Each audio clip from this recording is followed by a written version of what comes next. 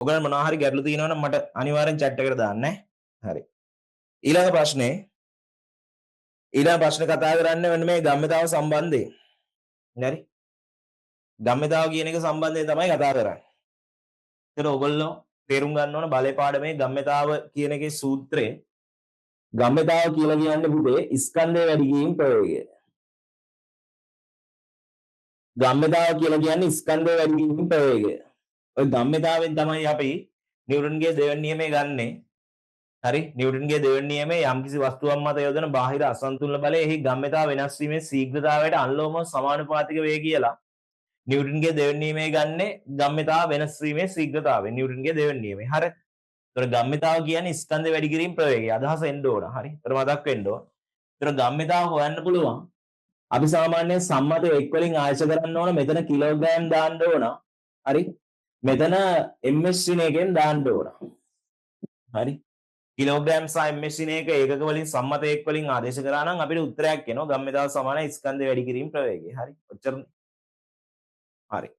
එතකොට දැන් උතන එකක් පරිවර්තනය කරන්න ඕන අනිත් ඒවා ප්‍රශ්නයක් නැහැ. ස්කන්ධ පිළිබඳ ප්‍රශ්නයක් නැහැ උතන. හරි. උතන ස්කන්ධ පිළිබඳ ප්‍රශ්නයක් නැහැ. ස්කන්ධය කිලෝ 1000යි තියෙන්නේ. හරි. ඒක කෙලින්ම දාන්න පුළුවන්. උතන පැයට කිලෝමීටර් 1000ක් කියලා එකක් තියෙනවා. හරි. එහෙනම් දැන් මෙතන ස්කන්ධය වැඩි කිරීම ප්‍රවේගයේ ස්කන්ධය නම් මෙතන 1000යි කිලෝග්‍රෑම් කියන එක දාන්න පුළුවන්. හැබැයි පැයට කිලෝමීටර් 1000 දාන්න බෑ. පැයට කිලෝමීටර් 100 දාන්න බෑ. පැයට කිලෝමීටර් 100 කියන එක දාන්න බෑනේ. පැයට කිලෝමීටර් 100 දාන්න බෑ. ඒක තප්පරයට මීටර කරන්න ඕන. හරි. ඒතර පොඩි පොඩි කාරණා මෙතන පොඩි පොඩි තියෙනවා. හරිද? ඉරිලාන ප්‍රශ්නයක් ඉඳලා ඔක හිතේ තියාගන්න ඕන කාරණේ දෙකම මම කියන්නම්. සාමාන්‍යයෙන් පැයට කිලෝමීටර් තප්පරයට මීටර කරනවා නම් 1000න් වැඩි කරලා 3600න් බෙදන එක තමයි කරන්නේ. ඕකනේ.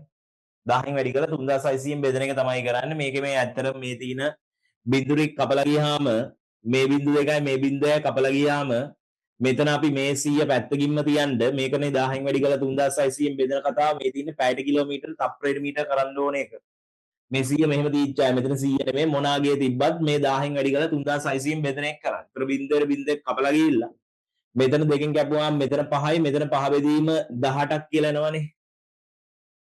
5 බෙදීම 18ක් එනවනේ 5 බෙදීම 18යි. හරි. ඒතර මේක දෙකෙන් කැපුවාම මෙතන 5යි මෙතන 18යි. හරි. ඒතර එහෙම එනවා. 18යි 18යි 36යි. එහෙමනේ එන්නේ. එතකොට පැහැදිලිව මෙතන තේරුම් ගන්න ඕන දේ තමයි හරිද? ඔයගොල්ලෝ කැමති නම් ඉතින් මේක කරගන්න. සරලවම හොයනවා නම් මේක 5න් බෙදලා 18න් 5න් වැඩි කරලා 18න් බෙදන්න. ඔක පොඩ්ඩක් මතක තියාගන්න. පැයට කිලෝමීටර තප්පරයට මීටර ගන්න කොහේ හරි තැනක ආවොත් 5න් වැඩි කරලා 18න් වැඩි බෙදන්න. එච්චරයි. හරි.